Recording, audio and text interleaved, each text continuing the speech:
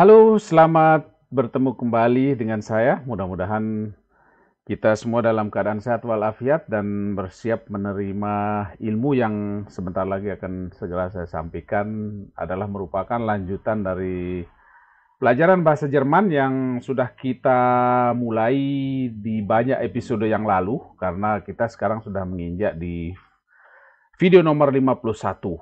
Jadi Deutsch für euch lernt ihr hier Deutsch ya, Abschnitt 10. Jadi bab ke-10, Teil 4, pelajaran keempat, dan kita sudah menginjak ke video nomor 51. Ya. Kita akan membahas sebuah bentuk kalimat untuk menyatakan sesuatu yang telah terjadi. Jadi ada perbedaan dengan apa yang kita sebut dengan preteritum. Ya. Kemarin preteritum katanya, bentuk katanya itu hanya menjelaskan sesuatu dengan menggunakan bentuk kata lampau. Bentuk kata lampau yang kita sebut dengan preteritum. Tapi kali ini ada juga das perfect ya.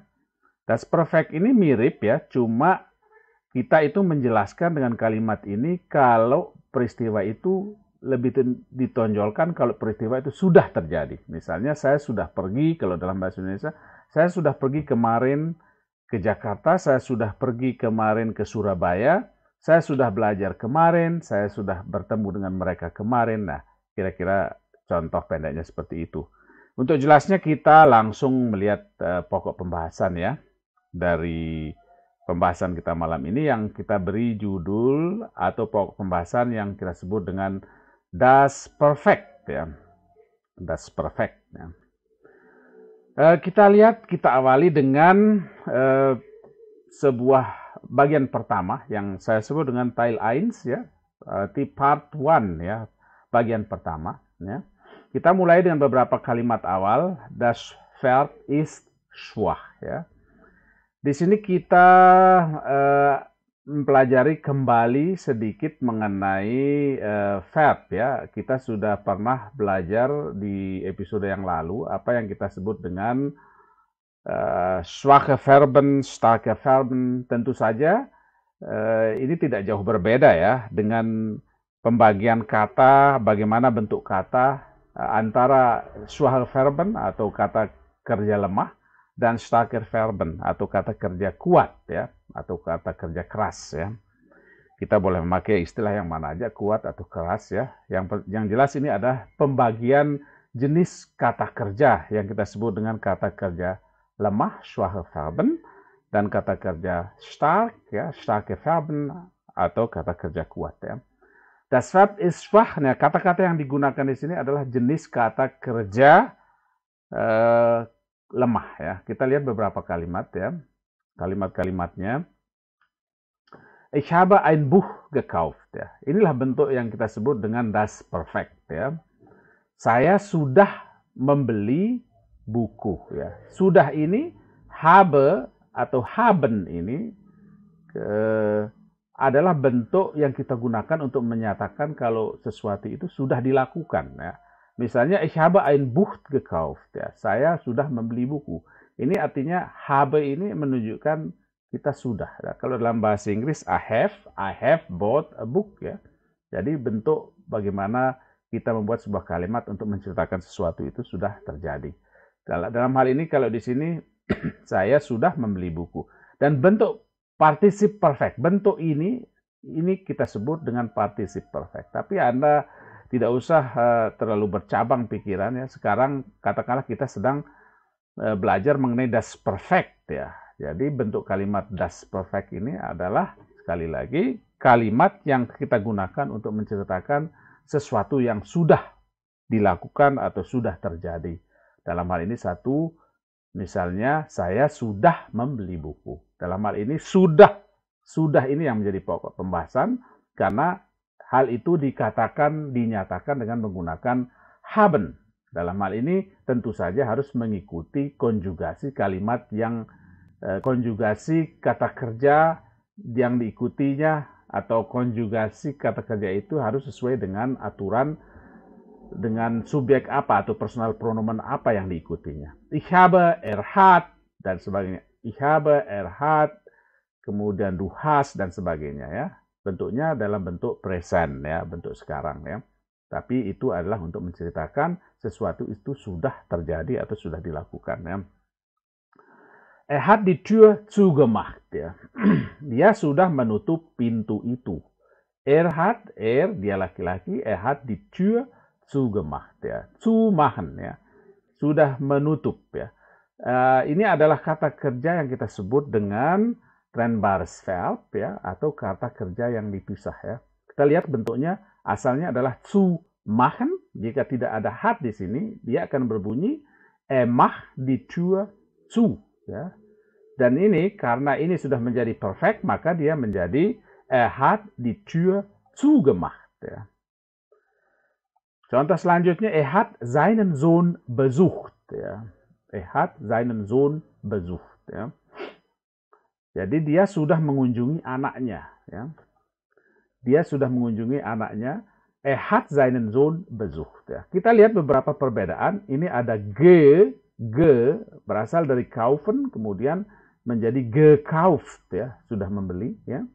Kemudian ada zugemacht di antara potongan kata kerja dan prefiksnya atau kata tambahan ini, itu ditempatkan ge di sana, zugemacht, sedangkan ini hat seinen Sohn besucht tidak ada ge, tetapi ini adalah bentuk perfect, participle perfect dari kata besuchen ya, mengunjungi. Hat seinen Sohn besucht. Ini kata kerja yang tidak bisa dipisah ya.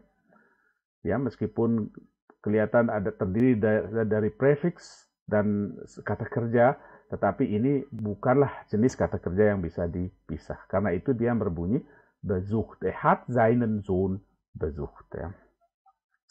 Peter hat in Köln studiert ya. Peter sudah studi di Köln ya, di kota Köln ya. Peter sudah belajar di Köln ya. Dia studi di Köln ya.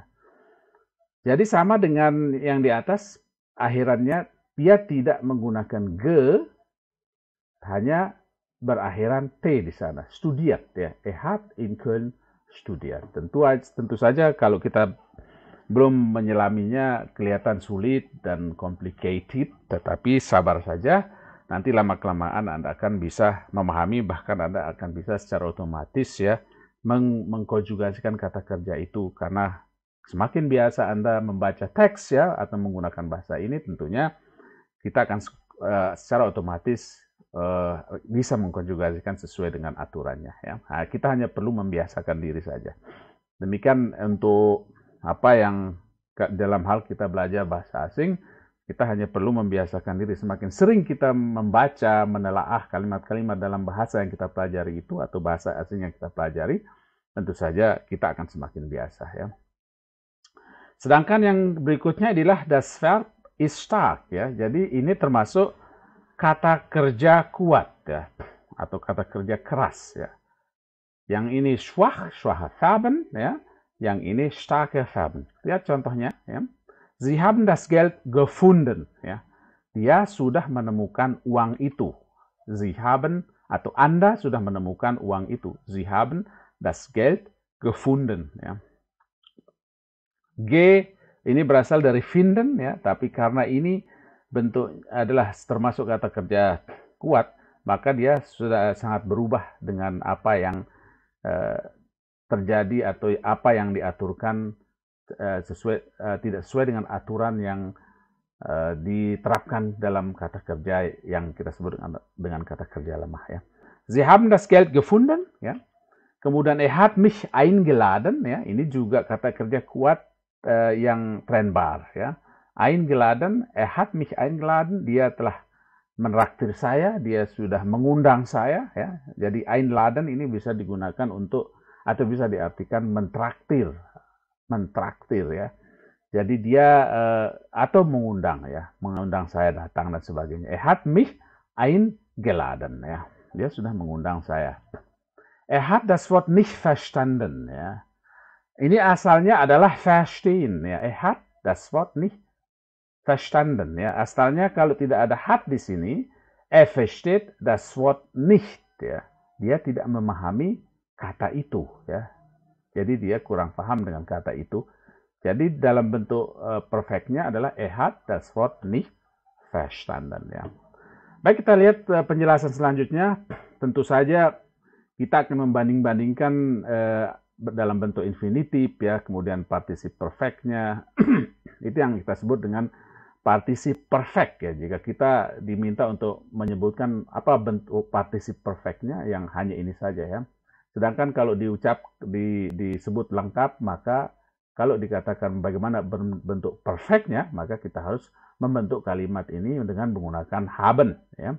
Dengan menggunakan haben, kemudian membentuk particip perfectnya di sini, ya. Infinitif bentuk aslinya, kemudian particip perfectnya kita lihat schwach, ya. Jadi yang kita bahas untuk kali ini pertama adalah schwach, ya, kata kerja lemah, ya. Kaufen. Bentuk particip perfectnya adalah gekauft, ya. Gekauft. Ya. Tentu saja yang lemah kita tidak perlu susah-susah mencarinya di kamus, kita sudah bisa membuatnya sendiri, ya. Sesuai dengan aturan yang sudah pernah kita pelajari, ya, atau sekarang misalnya kita tentu saja menggolongkan ke sebuah kata kerja yang kita sebut dengan kata kerja beraturan kalau dalam bahasa Inggris, ya. Sedangkan untuk kata kerja tidak beraturannya adalah starknya, ya, tentunya, ya, karena dia berubah-ubah bentuknya, ya. Kaufen menjadi gekauft, ya. Jadi yang ditambahkan adalah kemudian kata kerjanya diakhiri dengan t, gekauft, ya. Zumachen, ya. Zumachen, menutup, ya. Zumachen. Ini adalah trennbares verb, ya, seperti di atas ini, hat die Tür zugemacht, ya. Maka zugemacht, ya. Maka yang kita tambahkan di sana di antara prefix sama kata kerja adalah kemudian terakhir adalah t, ya. Ini adalah aturan untuk schwache Verben, ya. Besuchen, maka besucht, ya. Besucht. T saja di sana, ya. Kita akan jelaskan lagi di halaman selanjutnya kenapa ini tidak gebesucht, ya. Dan seperti aturan yang di atas, tentu saja ada pengecualian, ya. Kemudian selanjutnya studiert,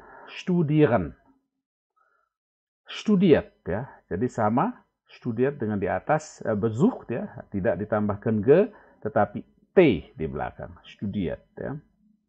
Jadi ini harus dihafal, ya, bentuk-bentuk particip perfectnya, ya. Karena tentu saja kalau tidak hafal kita tidak bisa membuat kalimat dengan benar, ya. Dan ini adalah kuncinya, tambahan-tambahannya, ya, di mana kita menempatkannya, ya. Tentu saja dalam mempelajari sebuah bahasa asing kita langsung menggunakan contoh saja, ya. Jadi tipsnya adalah kita tidak bisa mempelajari kosakata itu hanya sebagai sebuah kata yang berdiri sendiri, karena tentu saja kita akan tidak betah mengingatnya, kecuali yang paling baik adalah dengan melihat bentuk perubahannya atau menampilkan katanya kemudian penerapannya dalam sebuah kalimat, ya. Sekarang kita beralih ke jenis kata kerja kuat, ya, atau starke Verben, ya. Finden, gefunden, ya. Kemudian en di belakang, ya. Gefunden. Jadi untuk kata kerja kuat, maka akhiran katanya menjadi seperti ini, gefunden, ya. Ankommen menjadi angekommen, ya. Angekommen, gen, ya. Kemudian verstehen, ya. Verstanden, ya. Verstehen ini artinya memahami atau mengerti. Ankommen ini tiba, kemudian finden ini menemukan, ya. Kemudian bentuk particip perfectnya adalah verstanden, ya. Hanya berakhiran en tanpa ada perubahan ya di depan, tidak ada ya. Kemudian selanjutnya kita ini adalah adalah penjelasan dari bagaimana membentuk sebuah kalimat ya, atau sebuah perfect ya. Kita lihat partizip perfect hat die Vorsilbe G ya. Jadi partizip perfect itu adalah bentuk kata yang berubah dengan awal kata menjadi adalah dengan ge, seperti gekauft. Gekauft artinya membeli, gemacht berbuat atau melakukan ya. Kemudian ini adalah itu yang disebut dengan partizip perfect, adalah kata kerja yang berubah bentuknya dengan adanya tambahan ge ya, seperti yang sudah saya sebutkan tadi, seperti gekauft, gemacht, geholfen ya, seperti itu ya.